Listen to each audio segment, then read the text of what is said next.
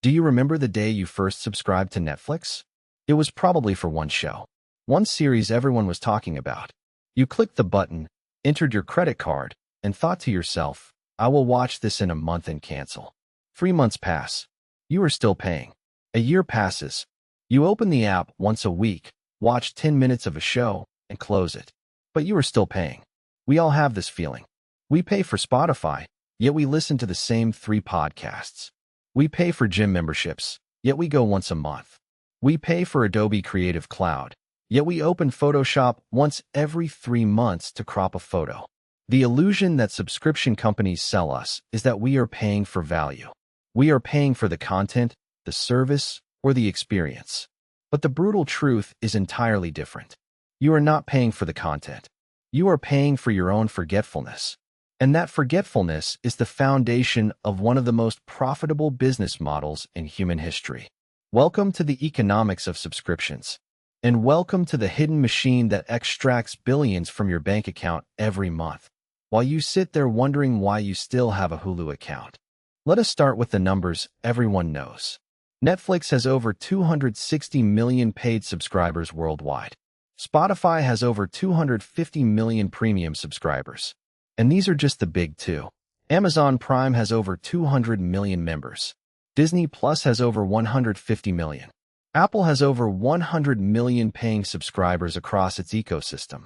Microsoft Office 365 is approaching 400 million commercial subscribers. Collectively, the global subscription economy generated over $1.2 trillion in revenue in 2024. But those top-line numbers hide a much darker, much more profitable reality. The average subscriber pays approximately $15 per month. That seems like a small number, a coffee and a sandwich. But when you multiply that across 260 million people, you get roughly $4 billion per month, $48 billion per year. The problem is that most of those people do not actually use the service.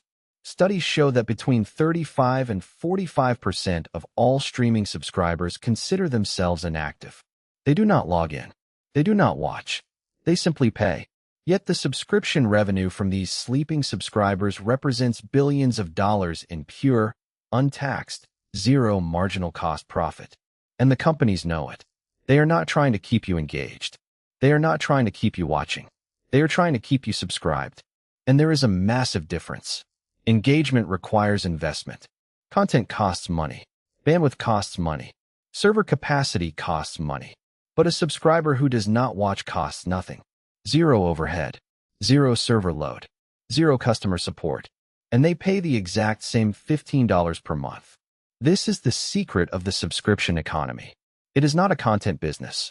It is a sloth business. A business built on inertia. They do not need you to love their product. They just need you to forget to cancel it.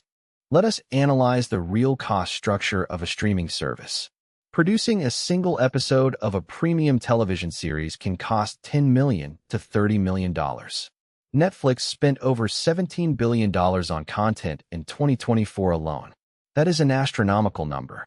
If you divide that by their 260 million subscribers, the average content cost per subscriber is roughly $65 per year. That is about $5.40 per month just for the content. Then add infrastructure, cloud storage, content delivery networks, data centers. That costs about $2 to $3 per subscriber per month. Then add marketing, administrative overhead, and corporate salaries. The total cost to serve an active subscriber is roughly $12 per month.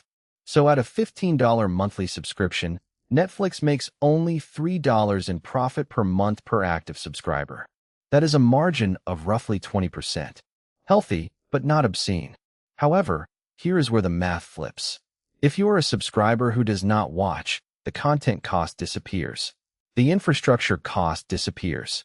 The bandwidth cost disappears. For a sleeping subscriber, the cost to serve you is practically zero. And yet, you still pay $15 per month. That is not a 20% margin. That is a 100% margin. For every sleeping subscriber, the company earns $15 of pure profit without spending a single additional cent on you. That is why Netflix does not aggressively chase you if you stop watching. They do not send you guilt-tripping emails. They do not threaten to cancel your account if you do not log in. They just smile, cash your check, and hope you forget. Because the more you forget, the richer they get. Let us break down the arithmetic of apathy. Assume Netflix has 260 million subscribers, and assume 40% of them are inactive.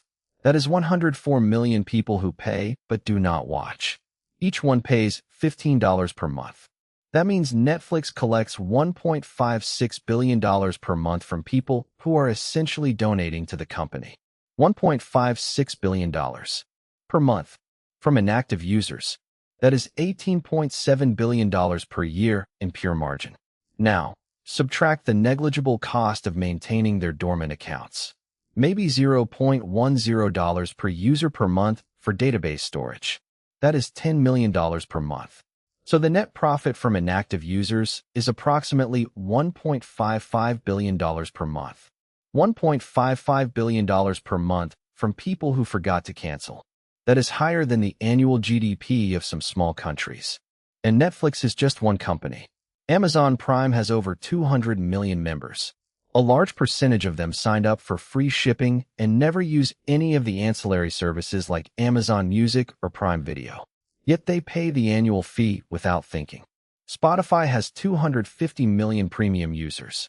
How many of them listen to more than 100 hours a year? Less than 20%. The rest are paying $10 to $15 per month for a service they barely use. Apple has over 1 billion active devices. Each one is a potential subscription revenue stream. Apple takes a 30% commission on every app subscription. That means if you pay $10 for a meditation app and forget to cancel, Apple takes $3 and the app developer takes $7. Even the apps themselves rely on the same economics. Calm and Headspace. They are meditation apps. They promise to reduce your stress, but their business model depends on you paying and not meditating. The more you pay and forget to use them, the more profitable they become. They do not need you to be calm.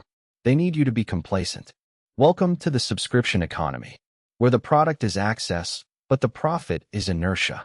So what is the bottom line for the subscription economy? It is the most brilliant, cynical, and mathematically optimized business model ever created. It works because the human brain is wired to avoid loss. Canceling a subscription feels like losing something, even if you never use it. Behavioral economists call this loss aversion, and companies have weaponized it brilliantly. They make cancellation hard. You have to click 4 buttons. You have to confirm 3 times. They show you sad messages about missing out. They offer you a free month to stay. They know that if you have to make a conscious decision to cancel, you will often procrastinate. And procrastination equals profit. The average subscriber stays subscribed to a service they do not use for 18 to 24 months before canceling. In that time, Netflix earns $270 to $360 from that sleeping subscriber for almost zero cost.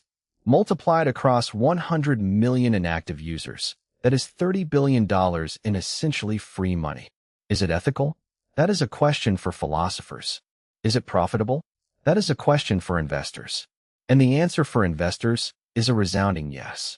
Subscription companies trade at premium valuations because their revenue is predictable, recurring, and highly sticky. Wall Street loves them because they can forecast earnings with near-perfect accuracy. The churn rate, the percentage of subscribers who cancel each month, is the only metric that matters. If you can keep churn below 3%, you are essentially printing money. And the easiest way to keep churn low? Make sure people forget they are subscribed. So the next time you see a check on your bank statement for Netflix, Spotify, Amazon Prime, or that meditation app you downloaded 3 years ago, ask yourself a question. Am I paying for the product? Or am I paying for the privilege of forgetting? Because the companies know the answer. And they are counting on you not to ask the question. They are counting on you to scroll past the charge, to swipe it away, to think, oh, it's only $15. I'll cancel it later. And later never comes. That is the economics of the subscription economy. That is how you build a trillion-dollar industry on the back of human laziness. And that is how you become a billionaire while your subscribers sleep.